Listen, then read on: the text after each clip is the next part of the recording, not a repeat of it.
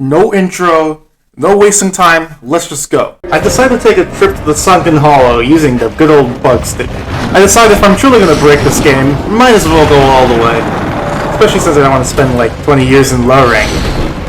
I have to reintroduce myself to the controls as I'm using an Xbox controller to play a DS game. So it's a bit weird disconnect that is. I sometimes forget just how slow bug stick was in, or at least the bug part of the bug stick was in For You at the start. Because you can't get speed, you cannot get the speed stuff until the next HR. I take very close precaution here as I realize the Ramappalos can 3-shot me. And if they can 3-shot me, this man can easily 2-shot me. So positioning is key. I decide I'm going to ignore the orange extract and instead go and use the most broken mechanic. The mount. Let's go. Each game has its own, broken mechanic that you gotta deal with. Monster Hunter 1 with headlocking, Monster Hunter Freedom Unite with, I guess, tripping, really? It's the only thing you can kind of think of. Monster Hunter 3U with its Blast Blight, specifically the Kelby Slingshot. Monster Hunter 4 Ultimate when mounting. Monster Hunter World and Clutch Claw abuse, and actually, Monster Hunter Rise is fairly balanced, all things considered. I guess you could say the counters. Yeah, there's a lot of, especially longsword counters. As you can see, I struggle still at this point in the game, as I have a grand total of 5 defense. Thanks, starting armor. I have no idea at this point, and I just didn't decide to, grind out any armor set that would be more helpful. I think that's because this armor set comes with Master Mounter, which just means I can earn... Is it Master Mounter? I don't know. I just mount easier.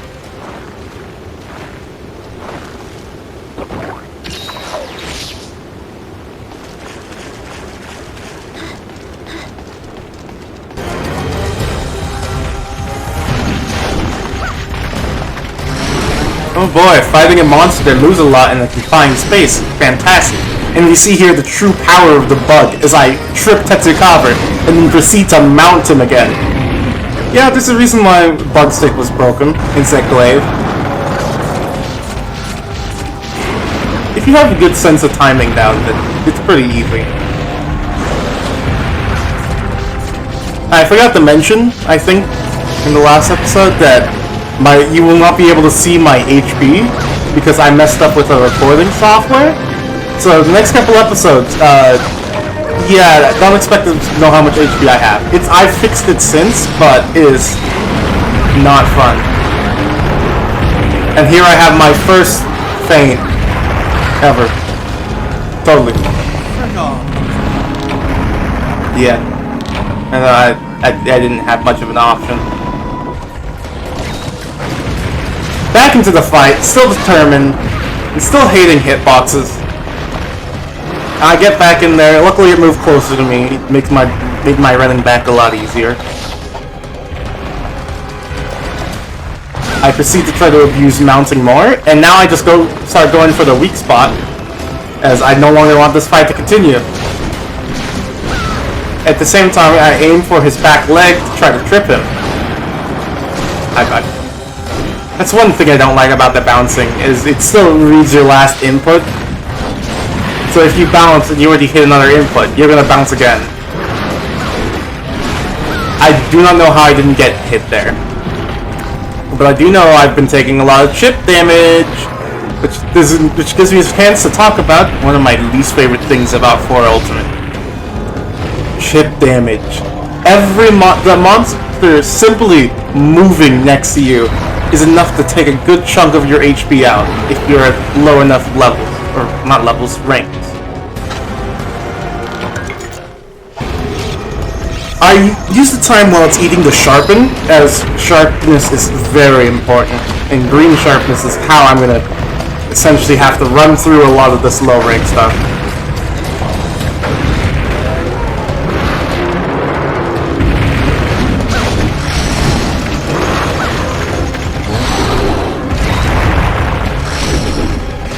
most of this video is going to be Tatsukabra, as you just quite an interesting fight, especially after you break the tusk. And you can see thrilling Insect-Glaive gameplay of me walking around the monster in circles, waiting for an opportunity. I'm still trying to experiment with the bug a bit, as at this point it's just full power, but I have no idea how Insect-Glaive function in 4 Ultimate, so I'm experimenting.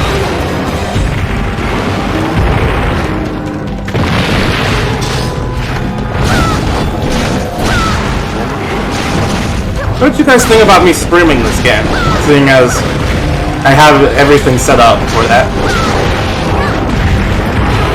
I really haven't given much thought to streaming, but it'll be fun.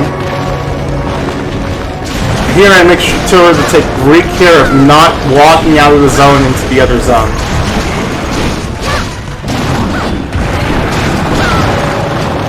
And I still do it anyways. Free sharpening time.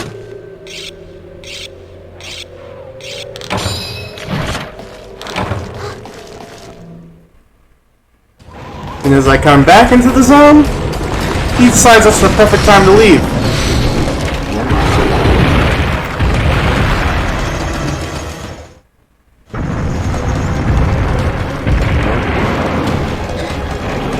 He's low at this point, so I'm just going full on aggressive. Second bump trip! Let's go! Into second mount, or third or fourth. I actually don't even remember how many mounts I got this fight. It was a lot.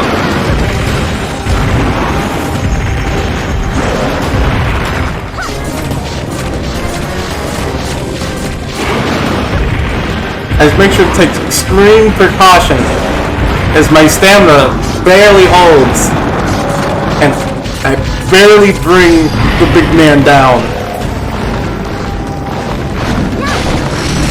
Make sure to keep up that red extract for damage boost and the good combos.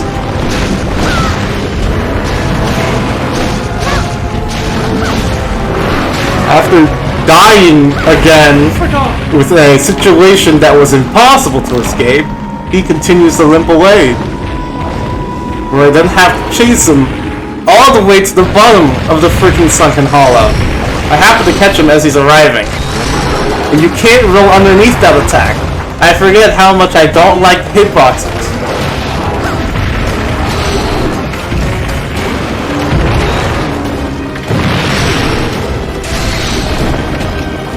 I used his little idle animation time to finally strike him down, where I proceed to carve my rewards.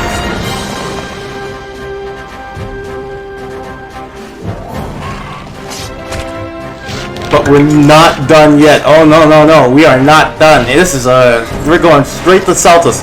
What is honestly most people's first monster. But I decided to fight him third because actually I looked up a guide on which monsters I needed to fight. Saltus is one of them. Turns out you didn't need to fight Great Draggy. I missed my first paintball, as I'm clearly an expert in this game and have like a combined total of 3,000 hours on like all my Monster Hunter stuff, but it's unimportant. Now watch as I struggle to get my extract that I need.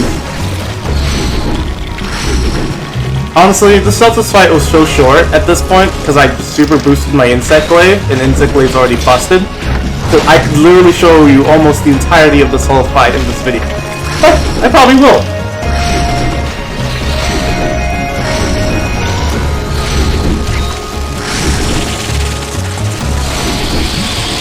I finally give up. I'm trying to get the extract, and I decided to finally just go in for him.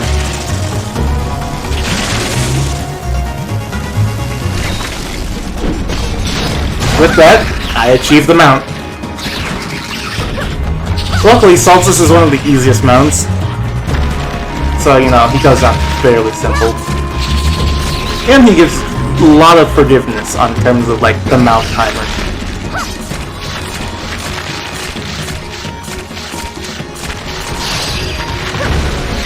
Brought to the ground, I once again try to receive the red extract, but I can't. So I settle for orange and attack the weak spot, as his face was in the freaking ground. Now, with full extract, I have achieved maximum insect glaive power. Note that Celtus's days are numbered. I go for the horn, knowing full well that's not the weak part, but I want them to get the break, just in case I want to do an artillery build. I make sure to stick to this man's side, as honestly, he can't really do anything if you're on the side of him. At this point, my weapon durability... At this point, my weapon sharpness is yellow, so I keep bouncing! Because, you know, bouncing against the first monster, when basically all you have is yellow sharpness, is such a great idea. I break the horn, securing the subquest, which just means at this point, it's just a matter of killing him.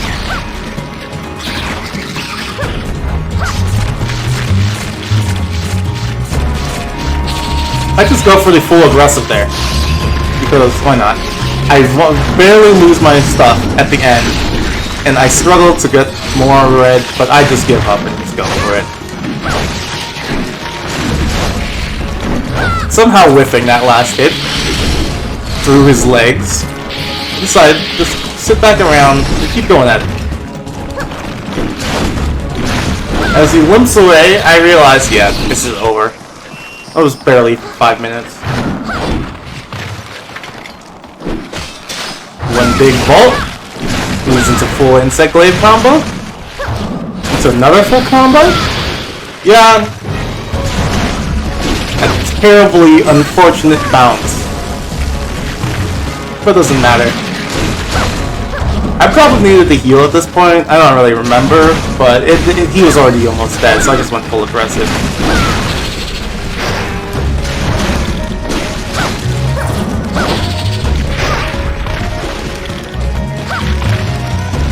The Khonshu come in with the clutch. As I finally end up taking him down.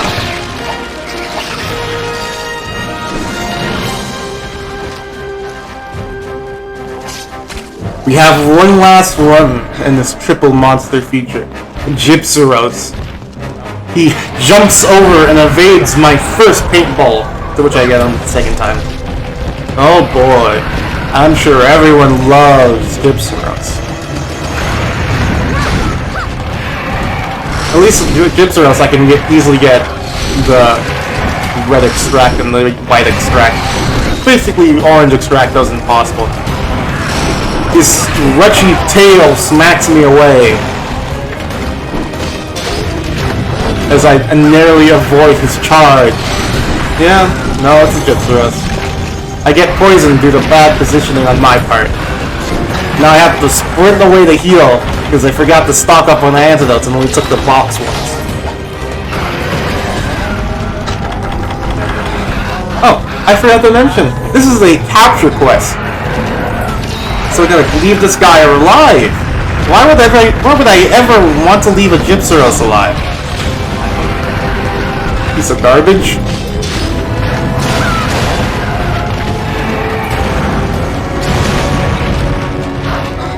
Tries to flash me, but I get the mount basically entirely denying that gimmick.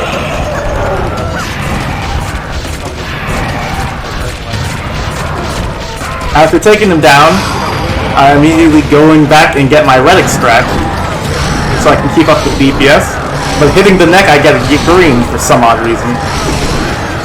Me not even caring about the potential light crystal I can get from the head, I go to his tail as that's a super weak point. Honestly, at this point, I should have probably, stopped and gotten the lower rank village stuff, so I could actually be prepared for stuff, but... Yo, there's another example of what I hate about Monster Hunter 4U hitboxes. The freaking tail was a hitbox on that attack. Why? It's barely freaking moving the thing. I got the orange extract, and I take him down with a natural down. And which gives me some good opportunities to get some free DPS in on that tail. I'm so baffled. What happened there? Alright, let's run that back. Yeah, I got hit by the air. I'll run that one back. Great, fantastic, fun, good game.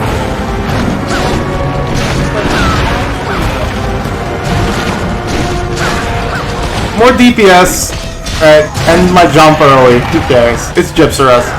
It's another chance of me just beating him up.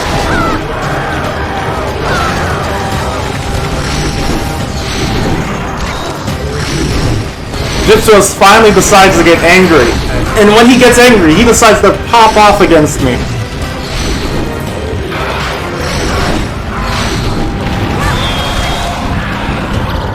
He steals my what? He steals my potion and then poisons me. To just charge into me. To step on me. To try to flash me again. Luckily, I was able to get away in time. Well, as I'm trying to heal up, he decides to charge at me. He misses. Barely. Well, long story short, he falls into a trap. Put him to sleep. Mission success. That's the triple feature. Well, if you guys enjoyed this video, subscribe if you want to, leave a like and comment if you enjoyed, and don't follow my Twitter, that's weird. Now I'll be talking in place of my Monster Hunter character, as this actually affects the whole channel and not just, well, Monster Hunter.